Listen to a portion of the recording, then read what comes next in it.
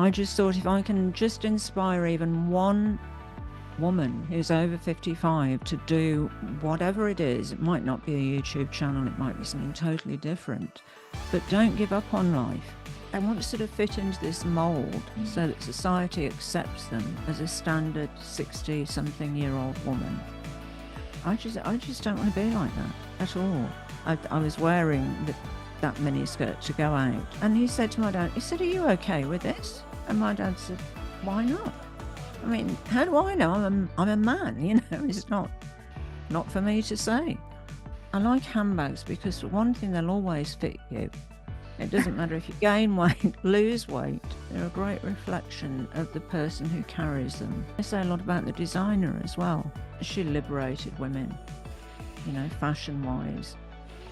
You know, she took us out of the corset and into jersey. The number of Vogue magazines I have in this house, they really, there are, oh my God, there are hundreds of them. Total fire hazard. I dread an insurance assessor coming round to look over the house, and he'd look at me and go, "Oh my God, those have got to go." It's like, no, take anything, but you're not taking my Vogue collection. Never.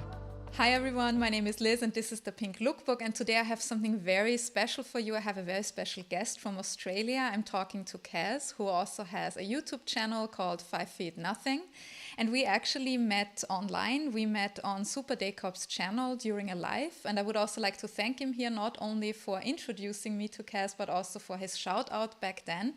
And after that, Kaz and I have been in touch because I really love her videos. She has different videos about fashion, so some styling videos for like denim, for example, or shawls. She also introduces her bag collection.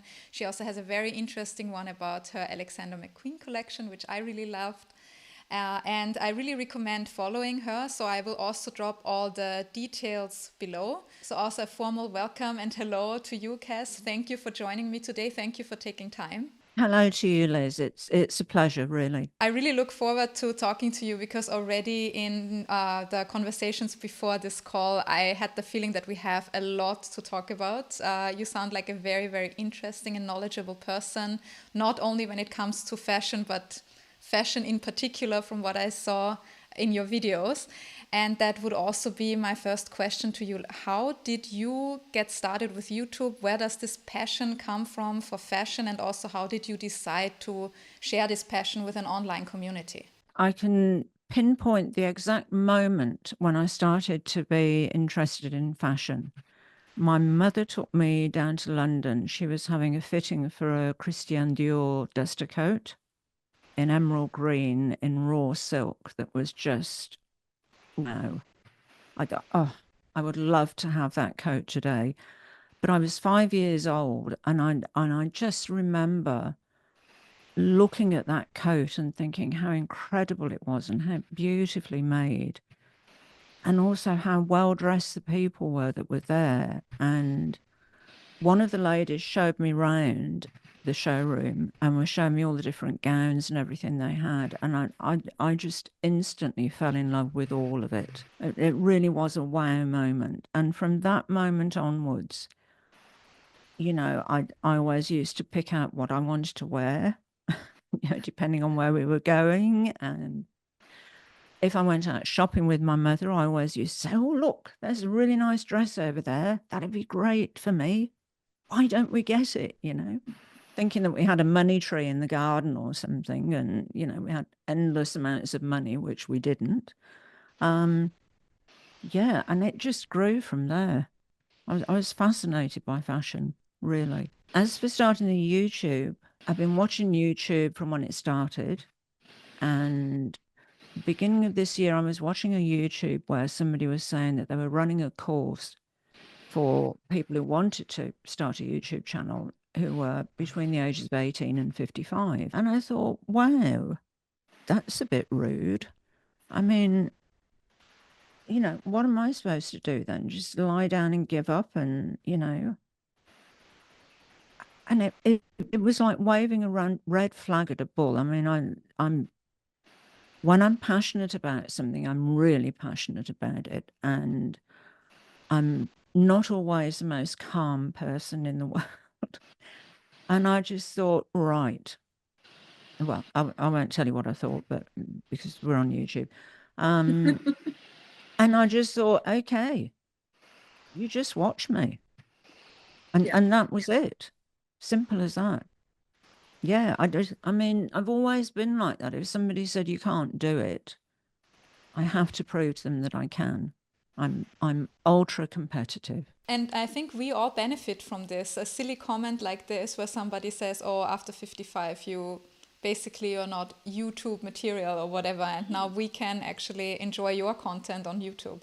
So I hope this also inspires other people to just say like, "Okay, I'm going to prove you wrong," and then do my thing. Because I found it really great. Also, when we talked about this before starting this call, when you explained your first video, which I recommend to everyone to watch this because it's really interesting. It shows this passion that you just said before, that you want to show that everyone can do it. And I think that's also the beauty of these tools, that it opened up a space that was not accessible to everyone before. Yeah, I totally agree with you. And I just thought, if I can just inspire even one woman who's over 55 to do whatever it is, it might not be a YouTube channel, it might be something totally different, but don't give up on life. Don't give up on yourself. Don't think, oh, I'm 60 something years old, so there's no point. There is every point in doing something. And isn't it crazy that in 2024 we still have these standards that people say over 55, or they have these mental limits? Because when I look at it, there are so many things going on. We celebrate so many women who are clearly over 50. I actually thought it's a thing of the past, but obviously it's not. No, it's not. It's not. I mean, I've had some awful experiences. I think I probably went into the details of this one in one of my videos, but I'll just repeat it briefly. I went into a shop called Super, which they do sort of fashion for teenagers, but they do some great fashion that's also very wearable for any age. And I picked up a couple of things, and I went to the young girl who was in charge of the dressing room, the change rooms. And I said, can I try these on, please? And she said, oh, are they for you? And I said, yes. She said, oh, okay, that's, yeah, well, I suppose you can. And she was totally stunned. So I tried them on. It gets worse. So I tried them on and I came out. She said, did those fit you? I said, yeah, they're great. She said, oh, good, right. And she just sort of nodded and was a bit weird about it. So I took them over to the cash register, and there was a young girl there talking on the phone. And so I just sort of waited. I thought, oh, she'll see me standing there and she'll stop talking, but she didn't. And so I stood there and I sort of coughed and I went, excuse me. And she was still talking to a friend. And I waited about 2 minutes longer and I said, excuse me, would you mind serving me, please?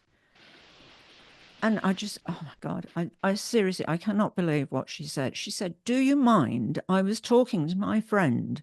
And I just left the clothes on the counter and just walked out. I didn't want to stay because there were so many things I wanted to say that probably weren't appropriate. It's crazy that stuff like this still happens. I always say, even from a business perspective, I always say, even if we don't think that somebody is like a nice person or empathetic or something like this, even from a business perspective, I always say, can businesses lose out on so many people in that age group? And also, like, apart from that whole human interaction that was not okay, that's something that is really, really, like, surprising also to me, that it's done in such a blunt way, that people don't even seem to think about how they come across or what they are just saying. But just to be rude like that to somebody it's not acceptable. It doesn't matter how old I am. So now I still shop from Supre, but I shop online.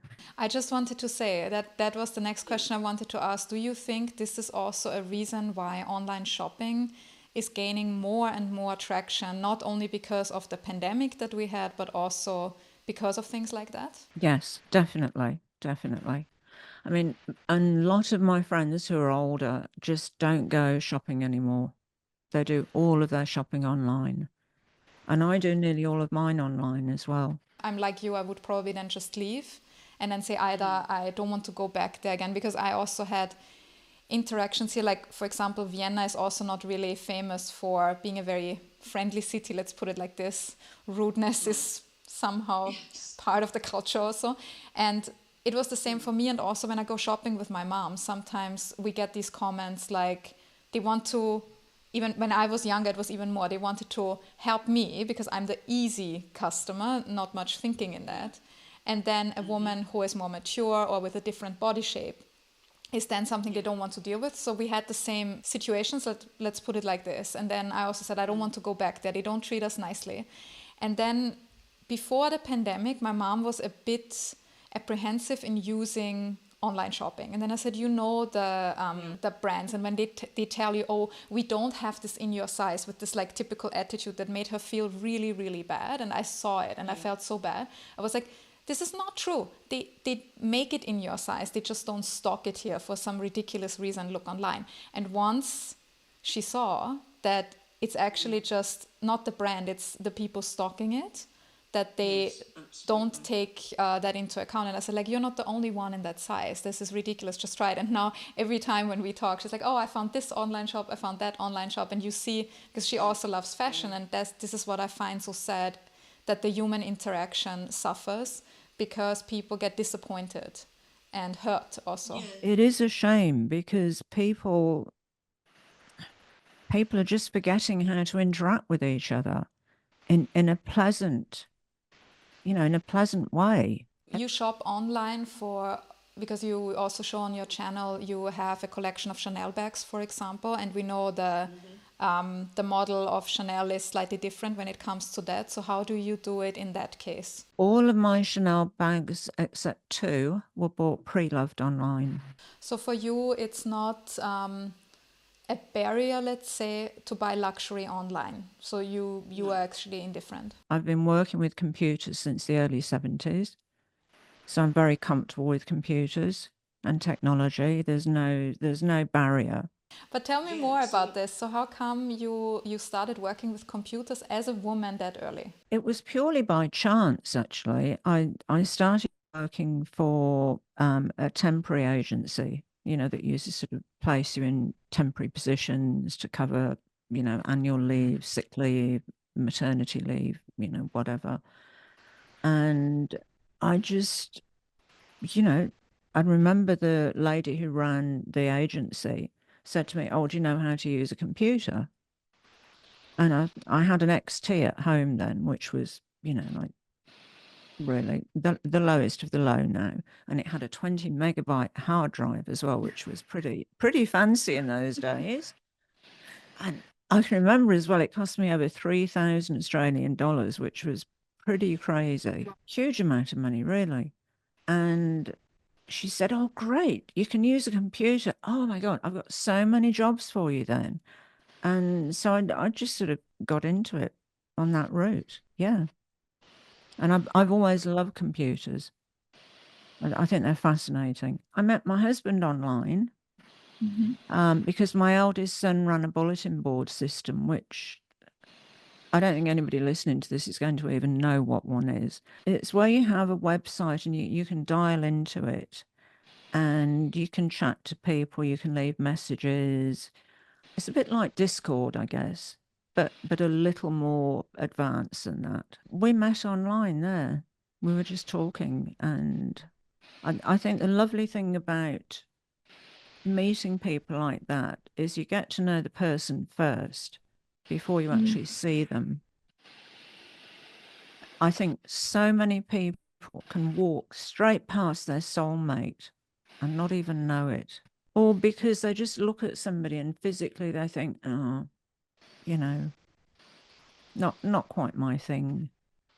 We judge people so much on appearances, which is so wrong. And then you said you've been watching YouTube basically since the beginning, and then recently you kind of made it your own and put yourself out there. How did that feel to be in front of a camera? Terrible. Really terrible. I mean, I trained as an actor at LAMDA, the London Academy of Music and Dramatic Art in London, and discovered very quickly when I had my first part that I get stage fright. I didn't know until that point. So, and it was just like that. I sat looking at the camera and thinking, oh goodness. I mean, I must have sat for an hour before I said anything. And when I published the first video, I just thought nobody's going to watch this. Like, this is just terrible. It's just me waffling on about, stuff. But it was really hard. I mean, I'm a sort of an introvert extrovert, so it wasn't easy. But I had to do it to prove this particular person wrong. And it took me a couple of weeks to really feel comfortable in front of a camera. And you do it 3 times a week, Monday, Wednesday, Friday. And how do you choose the topics? When I decided to start a channel, I wrote down a huge list of topics. I think I've got enough to last me about 2 years. It's never ending. Fashion is just something that there are so many aspects to it. What I really appreciate also about your videos, it's a very different perspective on it. Because I have to say, I got a bit bored of all these videos. I was never into somebody else telling me what to wear. When I read print magazines when I was a teenager, I loved them not because somebody told me this is cool, you have to wear this. It was more the editorials, the stories, the photography, the art, what is behind this. Well. Yes. And I think with the digital age, sometimes this is a bit lost because I keep seeing videos where you can clearly see the person doesn't stand behind it, or they got it for free, or they try to convince you to buy it. And even if it's their job, I understand influencers, it's their job also to sell products. This is not the business model per se, but I find it sad if fashion is only reduced to that aspect. And then when you see it in the collections, they are based on focus groups, marketing, less on the design and the creativity. And then when I got introduced to your channel and then I saw the videos, I was like, okay, there's somebody who has a very different perspective. She has a lot to say also about things. She thinks about, okay, you might buy a bag because you like it, because it's pretty, but there's always something like the story, or that's just how I see it as a person viewing your channel. It's good. That's what I set out to do. So I'm glad that's working. It's good to hear. It makes me feel a whole lot better. Seriously. Because sometimes you don't know. It's not like theatre where you instantly know if the audience likes something or don't like something. You're just sitting looking at a lens, and who knows who's going to watch it or what they're going to think, or you're really taking a risk. You're taking a gamble every time. I think I'm fortunate in that respect, in that I'm old enough to not care what people think. I mean, if people like it, great. If they don't like it, great also. I would like to come back also to what you said about this first exposure, or not the first exposure, but one of the first incidents where you were exposed to that Dior garment. And then because before we started this talk, we also talked about Swinging London, which is something that I personally read a lot about. Like even I did a mini thesis in high school about Mary Quant and how the miniskirt actually was a political statement. I always found this fascinating. And then I traveled to London that summer and I went to the store that was still there. It really captivated me at the time because it was this link between female empowerment or what was going on in society overall, like freedom of women, and then reflected in fashion. And it showed me that fashion can be much more. So I would like to know how you experienced this. As soon as I saw the first miniskirt, I think it was Twiggy, who's a model back in the 60s, quite a famous model. I saw her wearing a miniskirt in, I think there was a fashion magazine I used to buy called 19. And I just thought, wow, that looks really different. And I showed it to my mum because she was really into fashion as well. And she said, goodness, it's a bit short. I said, yeah, but it's, it's new, it's different. It's freeing. It's just, yeah, it is making a statement. And she said, well, we better go and get one then. And so we went shopping, and my mother bought me my first miniskirt. And it was fun. The week after, I was wearing that miniskirt to go out, and I was walking down the stairs, and my oldest half brother just happened to be visiting at the time, and he walked through the door as I was coming down the stairs, and he said, "Good grief." He said, "I never thought I'd see my sister in a miniskirt. You're not going out in that, are you?" And I said, "Well, yeah." He said, "Oh my goodness, really?" And he said to my dad, he said, "Are you okay with this?" And my dad said, "Why not? I'm not going to tell her what to wear. I mean, how do I know? I'm a man, it's not for me to say." And I think the fact that he said it's not for me to say always really sort of stuck in my mind. And it's like you said, that it was just so liberating. It was more than just a short skirt. It said, this generation is different. We've got something to say. That your father said this at the time, because I can imagine that there were many men who probably disagreed with it. I remember going to stay with, school friends at the weekend and things like that. And I'd always go in a mini dress or a mini skirt, and they'd say, "Oh, goodness, I wish I could wear that, but my parents won't let me." There was this sort of a great divide. There were the people that, young people that were allowed to wear, young sort of fashion, and people who weren't. And it said so much about their parents, about how close-minded they were and not open to change, and how they expected their children to be the same as them, which is crazy. I mean, your children are your children, but, I don't want my children to be the same as me. I mean, it was the first time that, a new generation had their own music. So you had the sort of the liberating thing with the fashion. You had the music of that era as well, the Beatles, the Rolling Stones. I mean, it was so different, to the sort of music that my parents listened to when they were young. Everything changed. But I mean, the sad thing is that there was so much hope for the future, that so much would change, and so much hasn't. I really expected people to be more tolerant, to understand differences, and people still don't.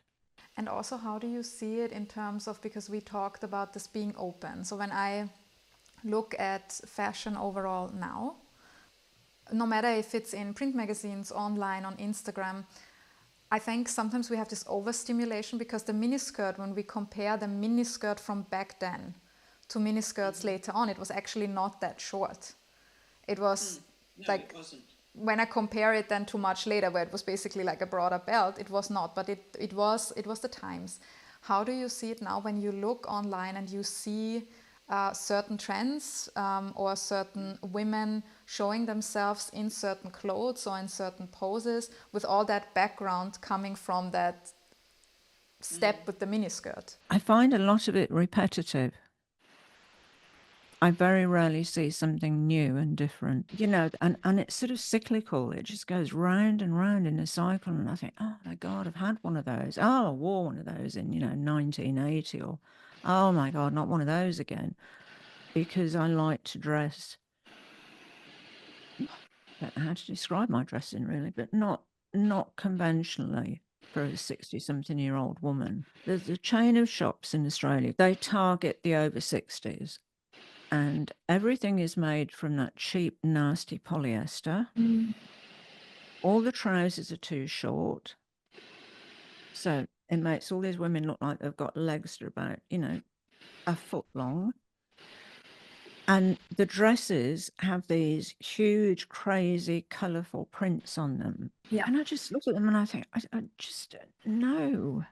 Because you said they are targeting women over 60. What I find so crazy about this whole thing is we have, I don't even want to call it trends, because we see more diversity on the runways, which there are sometimes you see it more and then again less, and then it always changes. But I still find it fascinating that women, after certain ages, and it doesn't matter what the limit is, for some it is 30, for some it is 55, for some it is 60, we're always told at a certain age point we should dress like this, we should feel like this. While when I look at men, when they get older, there are no such rules. There's nothing like that. And what fascinates me so much about the fashion industry is actually that they are not picking up on this, that they don't say, we don't care. On the one hand, we celebrate Jennifer Lopez and her movies, the dancing, her body, her fashion, and at the same time we tell the ordinary woman on the street, oh, you can't go into that shop anymore, you go to the shop with the crazy prince. Yeah, I know exactly what you mean. This is what I mean about being disappointed with how things have turned out, because I really thought that there was such a revolution of everything in the 60s and 70s that it was going to change everything, you know, and the change was going to stay there, and people were going to become more open-minded, you know, less sort of didactic, and it just hasn't worked. And it is really disappointing. I mean, I know I've spoken to a few older women about this. They think that, one woman said to me, she said, well, really, she said, at my age, she said, you want to look, you know, respectable, don't you? And I just said, well, what do you mean by respectable? And she said, well, you know, that there are certain things that you can't wear anymore. And I thought, well, yeah, there are certain things that maybe you couldn't wear, but, you know, it doesn't preclude a whole load of other things that you could. There's just this mindset of they want to sort of fit into this mold so that society accepts them as a standard 60-something-year-old woman. I just don't want to be like that at all.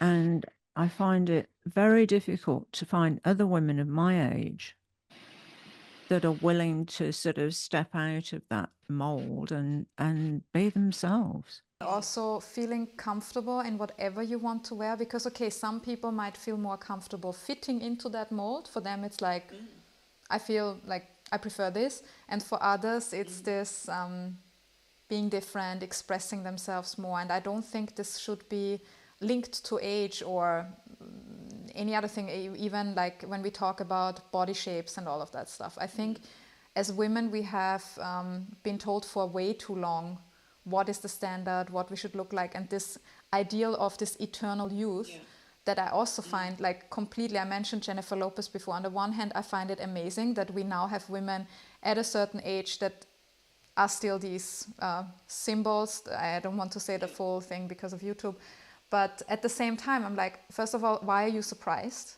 that she can be like this? And second of all, she's absolutely perfect, and perfection is not attainable for everyone. We will never look like her when we are over 50, over 60, over 70, it doesn't matter. So we again set a standard that for most women is just ridiculous. And I don't understand, even as women ourselves, why we keep doing this to us. And again, I've met so many women who have said, well, what's the point? Because, you know, I'm never going to look 30 or 40 years old again. And so they just give up. But is the point looking like 30 when you're not 30 anymore? That's the Well, question. exactly. I mean, I've had cosmetic surgery. I've had 2 facelifts, and you know, a lot of people will agree with that and think it's fine. Some people will think it's totally wrong. But all I've ever wanted to do was to look like me. Do you know what I mean? I never had those procedures done to look like somebody else or to look 20 years younger. I just didn't like saggy skin round here. I just found it really unattractive. And every time I looked in the mirror, it bothered me. And I just thought, well, why don't I just sort it out then? So I did. You know, and the thing is, I did it for me. Don't you feel that there's still a lot of judgment also from other women about stuff like this? Yes, very much so. that there's a lot of judgment, and there's also a lot of envy as well. Where does this come from? I wish I knew, Liz. I really do. I have no idea. I mean, I'm not a jealous person. I'm not an envious person. I don't really understand those sort of emotions because I've never really felt that. You know, I've never thought, oh, I want what that person has. I've thought, oh, I like what that person has. You know, I'll save up until can get one of those, or, you know. Yeah. I never look at it and think, oh, it's not fair. She's got something that I want. I've never thought that. I find this whole discussion, I find it interesting that you brought this up and also that you talk openly about it, because I know that a lot of women, they also do it, but then they don't talk about it. And also I'm even conflicted myself, I have to say this, because sometimes I always think whatever anybody wants, like my body, my choice, whatever anybody wants to do, that's none of my business. Everybody should live their life. The only thing that I find a bit worrying is beauty trends. I don't know if it comes only from social media or if it's just enforced. When I see people doing so much to themselves that they are in the end not themselves anymore. That no matter if it's exaggerated lip fillers, and especially with when I look at young women, sometimes the beauty treatments that I find online, I'm like, oh my God, if you do this already when you are 17 or 18, where you basically don't need to do much, that's the other cycle. And at the same time, I feel if there are certain things that we can do that makes us, if it makes us feel better, then anybody should have the right, without me criticizing that other person for making that choice. I totally agree with you. I mean, I think there are two types of people that get cosmetic surgery. There's people like me that I just didn't want saggy skin here. I just wanted that taken away. That was all. I wasn't trying to look 20 years younger. I wasn't trying to look like somebody else. I still wanted to look like me. And then there are people who don't like the way they look. And so they want to change their appearance. And that's when I think it starts to get a bit weird.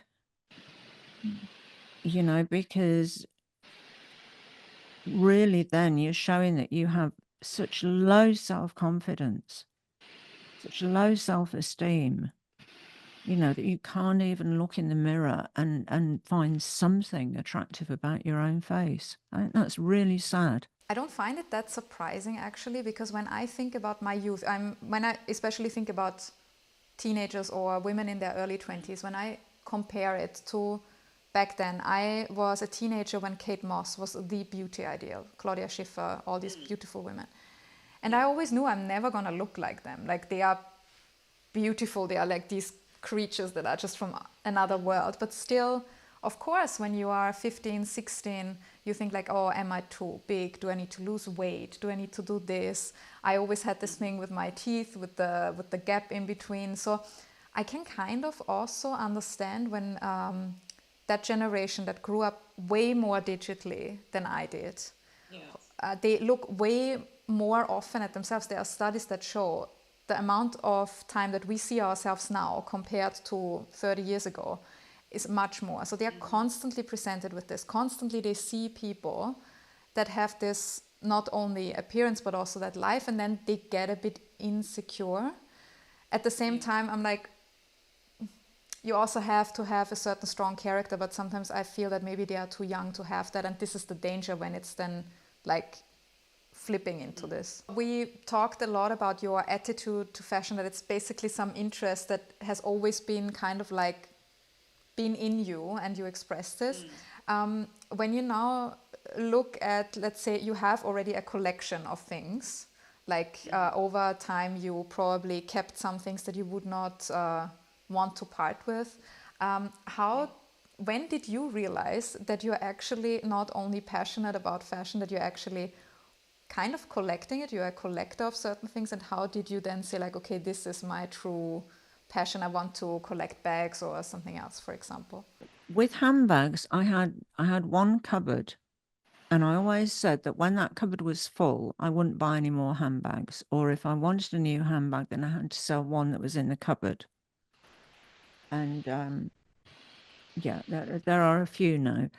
And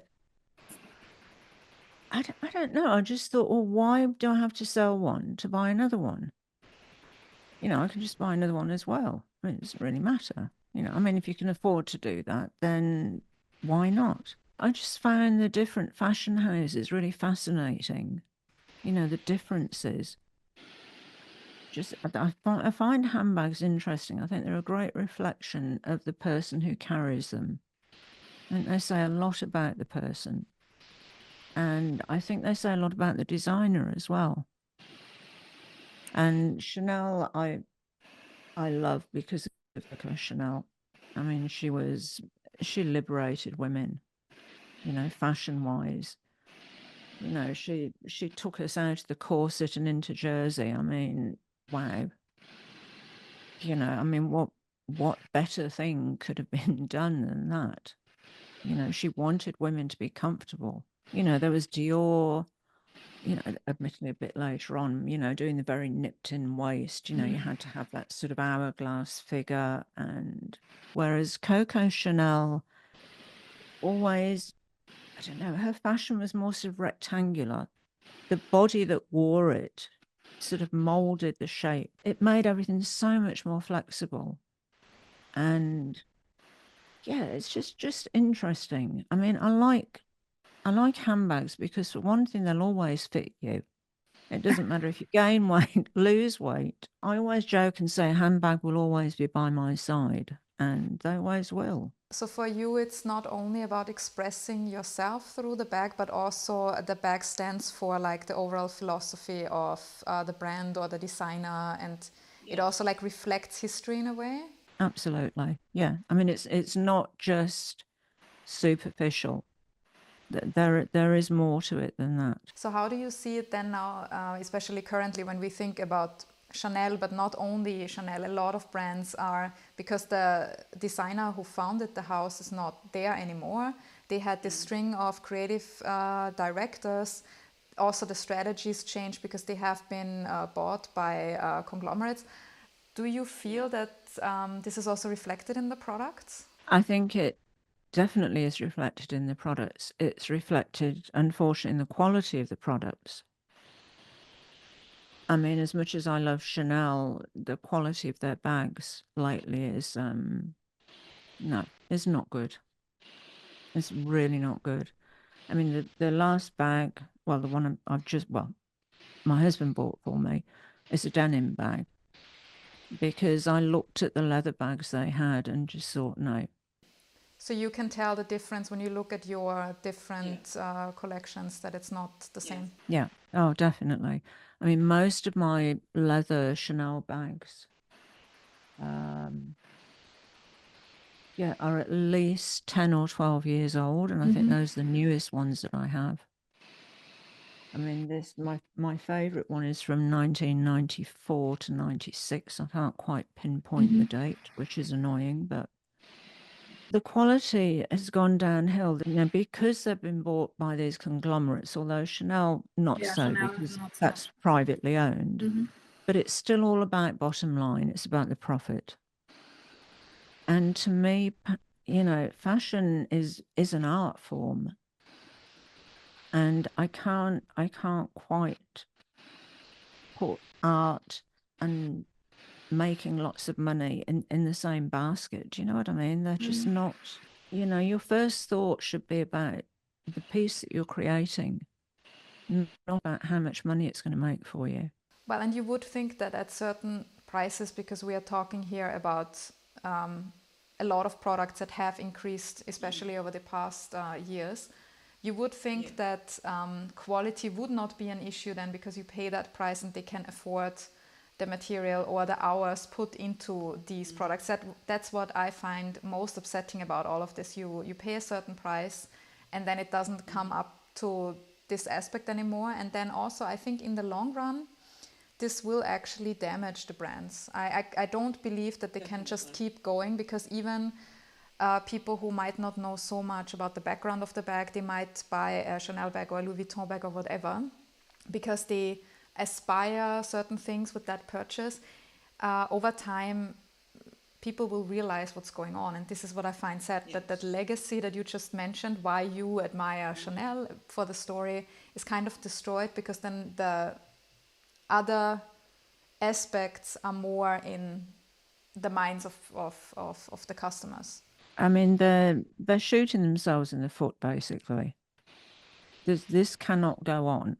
They look down at customers so much, and without the customer, your business is worth nothing. Sometimes I look even at couture and I'm like, really? That's it? That's the artistic expression? Because, as you say, fashion is so much more than just the bag itself, or the garment itself. And I don't know if it's a trend at the moment that this is going on. Maybe we're coming back to that designers will be able to create that. I see this with some brands where there's a lot of focus on that again. Or maybe it's also more independent brands and it's just like a change in the market. I don't know what you think about that. Haute couture used to be something where a designer could really free themselves and really design their dreams.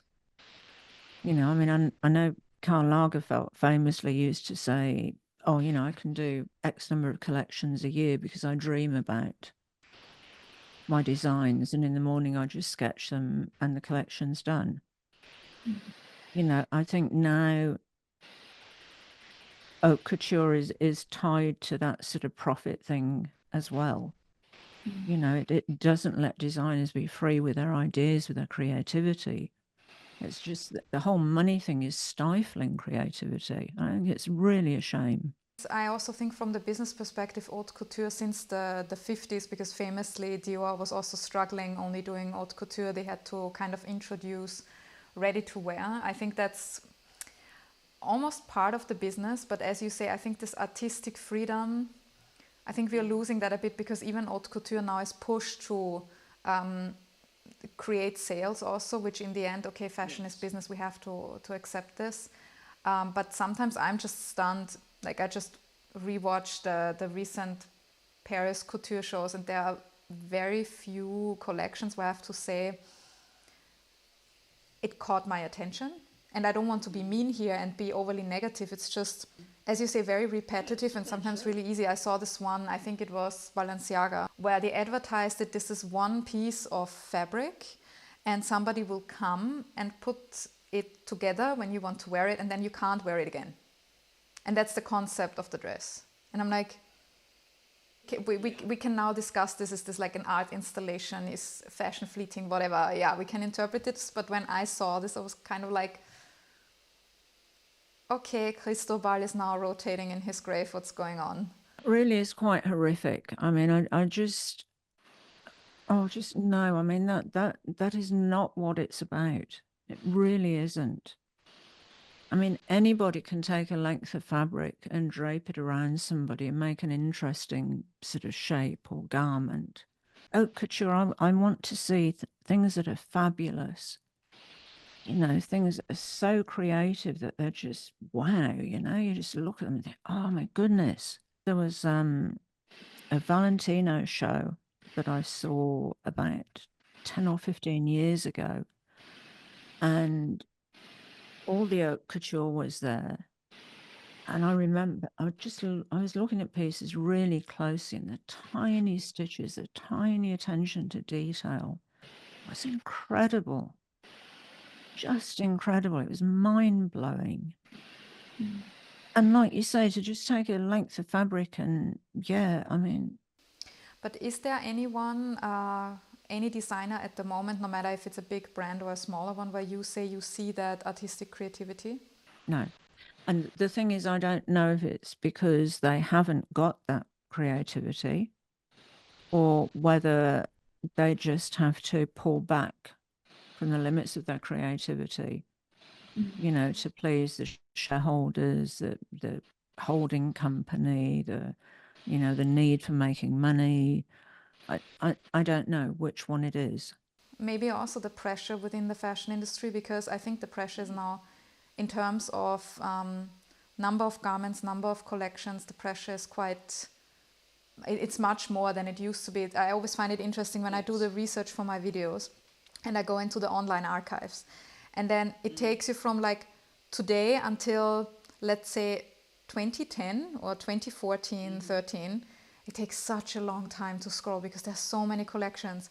And then suddenly you see 2 per year, 3 per year, 1 per year. But just from what I see working in the industry myself, it's very, very tough also to have this artistic approach without constantly thinking you have to make money, somebody has to buy it. And even as a small brand, you sometimes get the feeling like, oh, what you are creating, nobody's going to wear because it's too different, or the taste is not there. And I'm like, if Dior had thought about this before making the new look would have never been created. Mary Quant would have never created the miniskirt if she would have questioned so much if customers actually like it.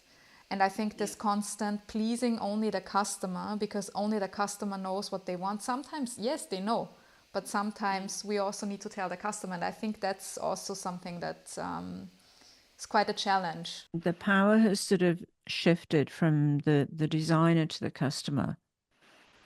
Like you said, the customer is partly dictating what haute couture is going to look like. And I think designers are too, not scared, but too, too concerned about what might happen if, they make things that, that particular customer isn't going to really like. There is a shift.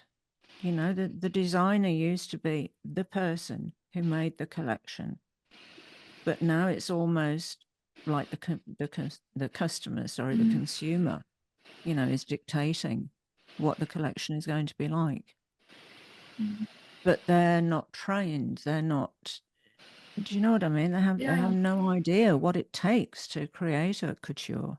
What we said, for example, about Mary Quant, she had an idea for a certain garment, and I think it was also kind of taking up what's going on in society, and then in a way she was also the voice of a consumer, of a new consumer, and that's why she came up with this. So I think it was more full circle, and maybe today the brands try to make it only in one direction, because it's easier to just have a focus group tell you what you should design.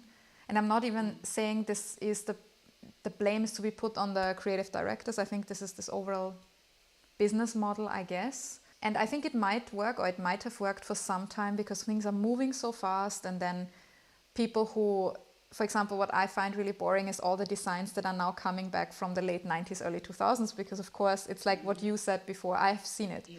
For me, a saddlebag is nothing new because I've seen it. Exactly. Or certain patterns. I'm like, okay, but there's this new generation that finds them exciting, but they will only find that exciting for a certain time. I found the 60s and 70s exciting for some time, until I realized, okay, actually our interpretation is nothing new. What else is there? And I think this might be where the cycle has to change, or at least that's what I hope for, where the cycle changes. I hope it does. I think the whole industry needs a huge shake-up. But don't you think it has always been like this? Because even when I think about Coco Chanel herself, she built her livelihood as a woman with a business. So I do think she had this strong business sense, but still I think there was the possibility to do business and this artistic expression. And I think the way it is now is like it's the focus is on the business, thinking that you can build on the heritage that has been built over, like, let's say almost 100 years now. Not only in the case of Chanel, in most of these houses, when you look at them, it's 100 to 150 years. And not seeing that if you only focus on the business side and you lose the artistic or creative aspect, that will also damage that brand that has been built up for decades now. It is so much more of a corporate environment now rather than an artistic environment. And I don't think that they understand that you can do both. You can be creative and you can still make money. I mean, like you say, Coco Chanel did. There are a lot of designers out there with amazing ideas, and they never get as far as, you know, the calico to, oh, it's just, yeah.